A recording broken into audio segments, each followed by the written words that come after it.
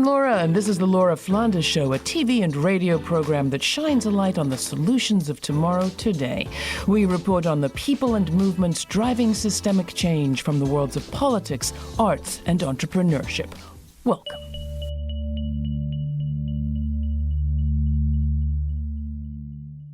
Women and conflict. It's time to take a closer look. What's actually going on in civil society in times of uprising and resistance? And what role are women, especially, playing?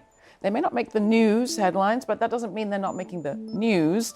In fact, they may be leading. They're probably leading in all sorts of ways the cameras rarely see. What forms do their leadership take, and to what effect? Questions like these are at the heart of Women, War and Peace 2, a 4-part film series that is streaming and playing on PBS stations. It started this Women's History Month. An all-female cast of directors presented 4 stories about women who risked their lives for justice and peace and changed history. We're pleased to have 2 of them here. Julia Bacha, a Peabody and Guggenheim award-winning filmmaker and director of Naila and the Uprising, of which more later, and Jeannie, an Academy Award-nominated and Emmy Award-winning filmmaker who directed The Trials of Spring and is also an executive producer of the series. Welcome both. Thanks for coming in. Thanks for having us. So it does have that 2 at the end, Women at War and Peace 2. Remind people, this is part of a series. There was a Women, War and Peace 1. There was indeed. What's the theme? It was, women in conflict and untold stories. And I think that we Abby, Disney, and I did a film called Pray the Devil Back to Hell. And I think that was the last time you were here on the show. It is indeed. And it was the story of how women in Liberia, Muslim and Christian women, banded together to end a 14-year civil war. And we realized that that was just one of many, many, many stories. So we ended up doing a whole series. And I remember at the time that we were doing it, Pam Hogan was also one of the executive producers on it. She went to Paris, and she went to the War Museum in Paris, which is a museum that is an entire block long and 3 stories high. There was not one image of a woman in the entire museum. And so it's just we just feel like there's so many untold stories. So after we did the first series, we've now decided to come back with another one. So are you halfway down the block, you think? We have a long way to go. Now, of course, Women, War and Peace could mean kind of anything. I mean, your approach could be women who are victims, women who are peacemakers. How do you sort of play out the theme or unpack the theme a little bit more than that? I think that we put women at the center of stories, and so that it's there. I think too many stories are about women as victims, and that's like a very traditional way of looking at women. But what we found is that women in conflict tend to deal with things like who's eating what, what are people doing for water, what are people doing for schools, what in the whole kind of infrastructure is what women are left to handle and deal with, and so that they often have the best ideas about how to bring peace.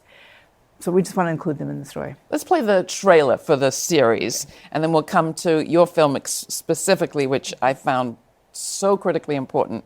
I can't wait to talk to you about it. But this is the trailer for the series Women, War and Peace 2. Check it out.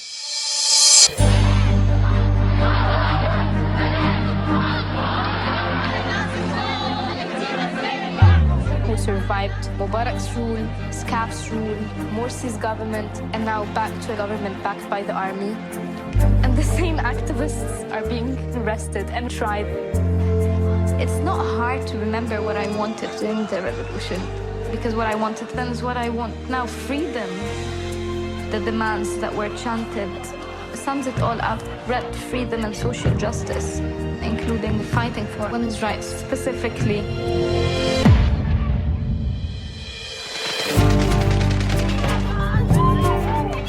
The British and Irish governments have announced a firm date for the start of all party negotiations on the Northern Ireland peace process. We've got to do all of the things that we've been doing in our own lives as activists, but now we have to do them on the general political platform. I'd never been in a political party before in my life. It wasn't politics, it was peace that I wanted. We had to prove that it wasn't about sitting around a table and just talking about women's issues. It was about basic human rights issues for the whole of Northern Ireland. Two of the films, the 2 of you were directly responsible also in the directing of. Let's talk about Naila and the Uprising first. Yeah, so I've been working for the past 15 years with a nonprofit organization called Just Vision, and we've been researching and documenting the work of Palestinians and Israelis who use nonviolent resistance to end the occupation and build a future of dignity and equality for both communities in the region. The films that we've had made up until Naila and the Uprising were all about contemporary stories of individuals who were taking tactics from civil disobedience strategies that have been used all over the world to try to create a better reality on the ground. And those activists who have been doing all of these actions over the past 10 years took their inspiration from what was done in the first Intifada in the late 1980s. So we had been hearing over and over again that they wanted to see the story of the first Intifada told for the first time on a feature documentary and see their stories and the movement that they built reflected in a motion pictures. So to take the American audience back, going back to the late 1980s, the image that most Americans would have would be of young Palestinian men throwing rocks at soldiers. And they might know that the uprising was sparked by the killing of several Palestinians at the hand of Israelis. In 88, 89? December 1987 was when the uprising started in a refugee camp in Gaza, and it quickly spread to the East Jerusalem and the West Bank. As you said, most people will remember sort of this simple image of a Palestinian boy throwing a stone at a heavily armored Israeli tank. In reality, though, the First Intifada was this very well organized and disciplined movement that involved all generations, that involved all of the Palestinian political factions, and involved women, actively so. When we started making the film, we were really wanting to tell the story about the nonviolent organizing that took place and the level of orchestration that took at the civil society level to maintain it for 4 years. What we didn't know, and we found out during the research, was that the reason why that had been such a disciplined and organized movement was because Palestinian women had been at the helm for much of it. You tell the story of how many of the men in leadership were actually deported, leaving women in charge, and in charge not just of strategy for the resistance, but of keeping people fed, of keeping people's lights on in a time which was also one of incredible economic conflict.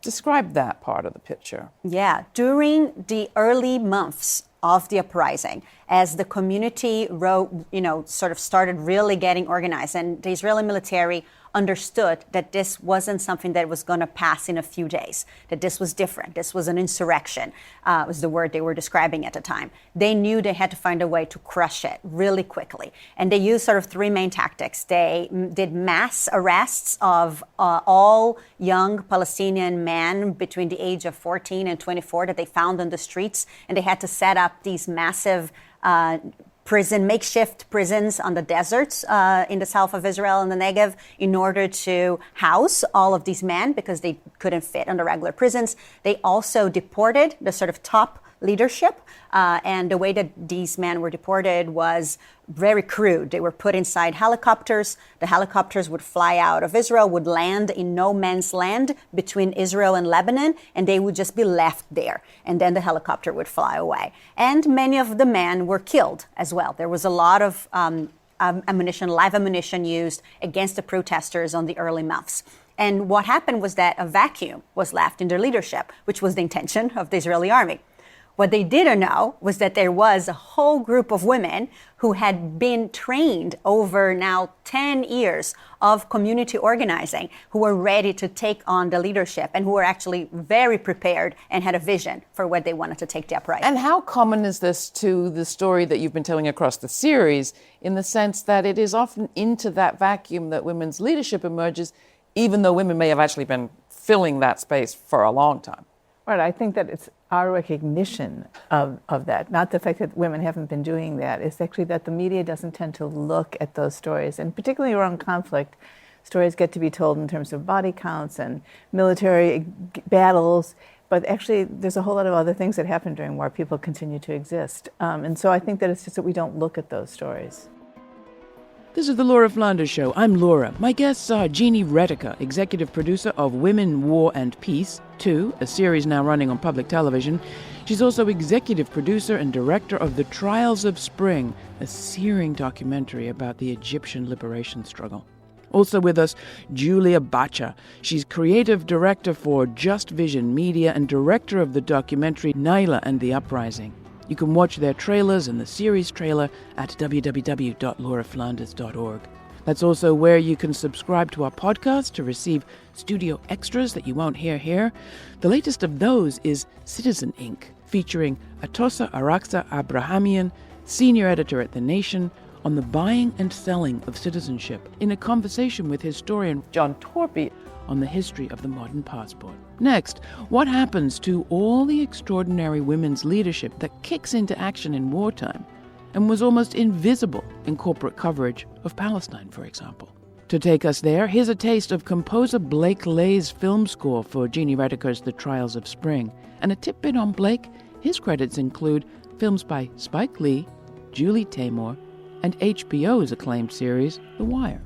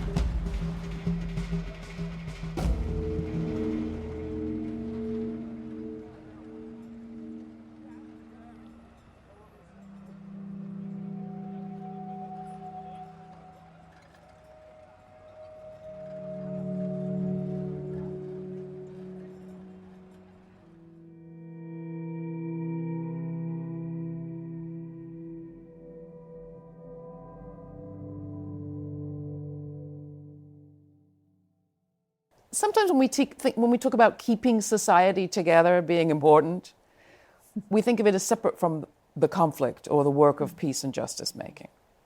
I think what I got from the series and what I particularly get from your film, Julia, is that it is the peace and justice making. And in this case, it was actually the survival mechanisms that the women put in place that almost won the conflict. That's right. The Palestinian women at the time, they had a vision for how to start putting together the structures that could lead to an independent Palestinian state. And those structures included things like healthcare for the community. So instead of relying on the hospitals that were controlled by the Israeli military, they actually set up mobile clinics to take care of people independently and not in a way that would put in danger the well-being of injured people coming into hospitals. It means making sure that people are fed. And so in order to actually build independence from Israeli products, which the Palestinian communities were a captive market for the goods coming from Israel, they actually established a boycott of Israeli goods and started setting up victory gardens, which were gardens in people's backyards where they would grow, and cooperatives where they would grow tomatoes and eggplants and start distributing it. All of that, by the way, was illegal, and you could be put in prison for 10 years for doing any of these activities. Similarly, education, another core aspect of establishing a state and your independence. They wanted to be have their own educational systems. Israel had shut down the Palestinian schools, and so they started teaching Palestinian kids inside their homes. If you were found with more than 3 kids inside your living room and books were present, you could be in prison for 10 years because of that act. So they were taking enormous risks while really creating and reimagining what it means to be part of a society and building equality for women inside of that society. Let's talk about Trials of Spring. Not unrelated. I mean, one of the connecting points there was, again, how do we provide a service that people need that also liberates people? In this case, people in protest trying to defend themselves against assault and rape. Do you want to just introduce Trials of Spring a little bit and how you found your central character? Sure. Trials of Spring is basically the story of Hen Nafeo, who is a young woman from a village in Egypt who, very conservative family, she kind of sneaks out of the house and begins to take part in the demonstrations that we all know as Tahrir Square during the Arab Uprising. And her family had no idea that she was participating until she got arrested and beaten and tortured. And then they came to get her and then proceeded to punish her for taking part in all of that. And the charges that were against her then continue on through the courts for 3 years. And her story is really a microcosm of what happened to Egypt. Because during the early days, there was just this incredible euphoria that people talked about, like being in Tahrir Square and feeling like that they were one organism, that there was incredible unity. And that really begins to split on International Women's Day, which unfortunately women went down to Tahrir Square to demonstrate for women's rights, which was only a month after Mubarak fell. And immediately they got pushback. And the pushback came not only from Islamists, but came from some of their fellow demonstrators, and it was get out, get out, get out, get out. And it was at that moment that the army decides that they're going to break up all the protesters. And so Hen's story very much parallels what happens in Egypt. Let's check out the clip.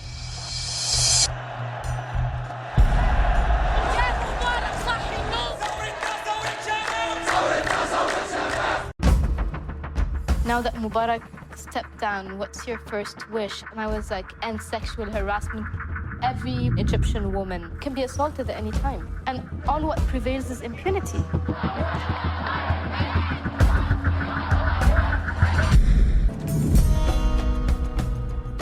Mubarak's rule, SCAF's rule, Morsi's government, and now back to an interim government backed by the army. And the same activists are being tried and arrested. It's not hard to remember what I wanted during the revolution, because what I wanted then is what I want now, freedom. Who doesn't want freedom? What happened to Hent? Hent eventually was tried in absentia for the demonstration that she took part in and sentenced to life in prison. Because she was tried in absentia, she was able to leave the country before she was brought in, and she's now living in the United States. And so she is, and still working very much on behalf of other people in Egypt. And the number of people that have gone into prison since Sisi took power is now 60,000 people, human rights defenders are in jail. So the situation in Egypt has gotten much, much worse. And Naila? Naila lives in Ramallah with her husband, Jamal Zakut, and her son Majd is in Canada. So Majd is a baby when the first intifada is taking place, and he ends up actually having to go into prison with her when Naila is arrested because he's an infant and he's still breastfeeding and felt very ill when she is captured and held for 6 months in prison. And he's now a lawyer in Canada. And Naila is still very active on women's issues as well as national liberation issues. And how does she and her cohort that you depict in the film make sense of what happened after the first Intifada, after the Madrid talks, the Oslo Agreement, and the civil society organizations that they had created more or less being written out of the picture? Yeah. The first Intifada, after about 3 years, created a political space internationally and in the United States that we have not seen since then. So what happened was that by the time that the protests had kind of achieved its full potential and there was a lot of organizing, a lot of pressure against the attacks that the Israeli army were committing against protesters, George Bush Senior, who was the president at the time, did something that no president in the United States has done since, and no president had done up until him, which is that he threatened to withhold loan guarantees from Israel. Loan guarantees are one of the ways that the United States has for decades now provided financial assistance to Israel. So he threatens to withhold that financial assistance unless Israel stops building settlements in the West Bank. Settlements are the illegal transfer of a civilian population into occupied territories, a violation of international law. And for decades, the United States has been financially supporting that effort. George Bush was the first one to say, if you want our contributions to your country, you need to stop violating international law. And that created momentum for the first peace agreement to take place. So this was the first time that Palestinians were invited to negotiate directly with Israel, as opposed to in prior negotiations like the Camp David Accords, where Palestinians were represented by Jordanians or by Egyptians because they weren't considered a nationality. They were just Arabs that could be folded into a Jordanian nation or an Egyptian nation. But Naila wasn't invited to the table. Naila wasn't invited, but her colleagues were. So the first negotiation in Madrid, which marked the beginning of that process, actually included many Palestinian women, including Zahira Kamal. And those women kind of created a blueprint for what could be a real future of independence and freedom for the Palestinian People were very population. excited. We're very excited. Then that negotiation process was undercut by a secret negotiation between Israel and the PLO, which was at the time based in Tunisia, and had become concerned that they were losing their political power over the Palestinian cause because so many of the Palestinian leaders from the West Bank and Gaza were now representing the Palestinian cause directly on the international stage. So in flies Bill Clinton to the not rescue. People will have to see the film to get the full story. I urge you to watch it on public television or stream at the website. Conclusions from this. Do you have any about sort of biologically determined roles for women or otherwise? Are you trying to make a point? Women better, men not so good? No, I'm not trying to make that point at all. I think that but women being absent is bad for all of us, and that women have something different to bring to the table. They have different points of view. It's not biologically better, and it's kind of like, I kind of even don't like getting into that discussion because it's not really, it's a proven fact that when women are part of a negotiating table, that the peace will last longer. It's also that the signs of democracy are the greater representation that women have, which is kind of obvious since we're 50% of the population, the greater democracy will be.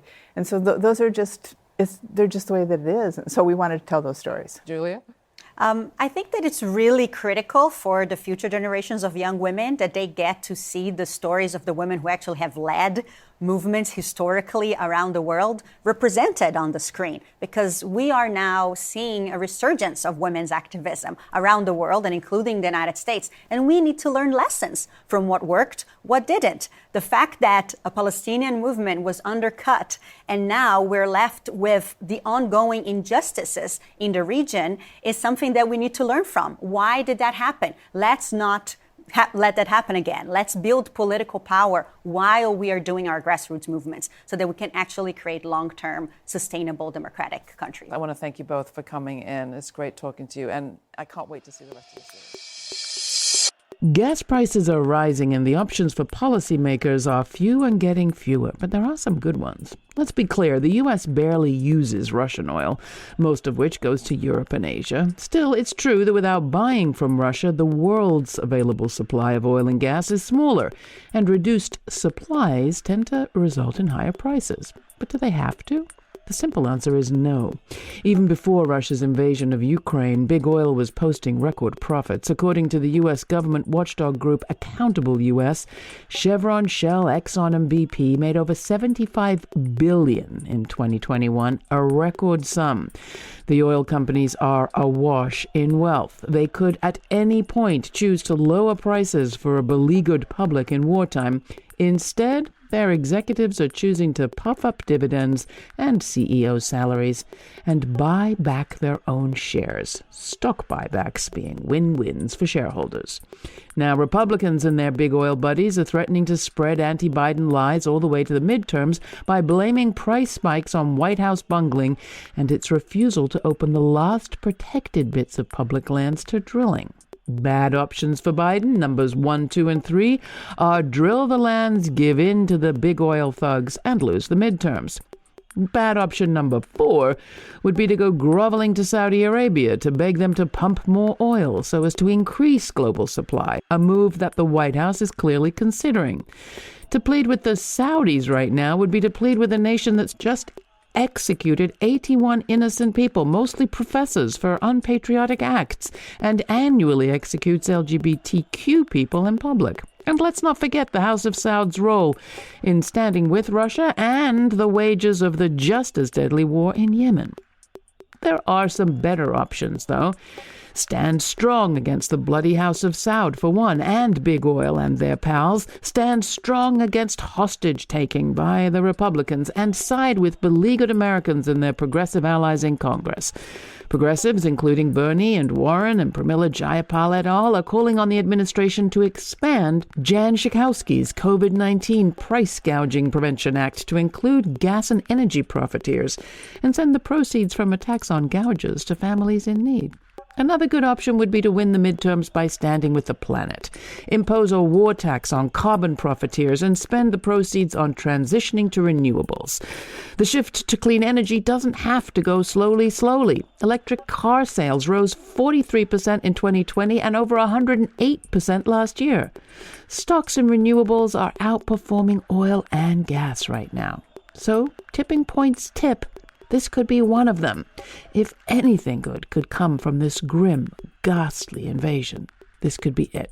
We've certainly hit the bottom of the gas and oil barrel.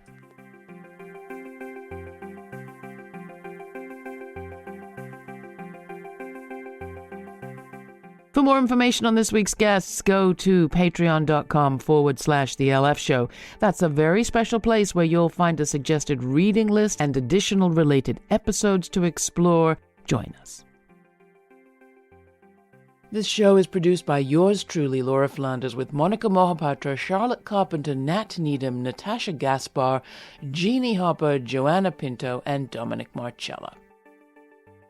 Major funding for this program is provided by the Novo, Park, Ellen Poss Family, Hisuku Wilson Foundations, the Schumann Media Center, Rising Fund at Tides, Kim Connor and Nick Groombridge, Jane Fonda, and listeners like you. Thanks for listening. Thanks for contributing. Thanks for your ideas. Stay kind. Stay curious. Until the next time, I'm Laura.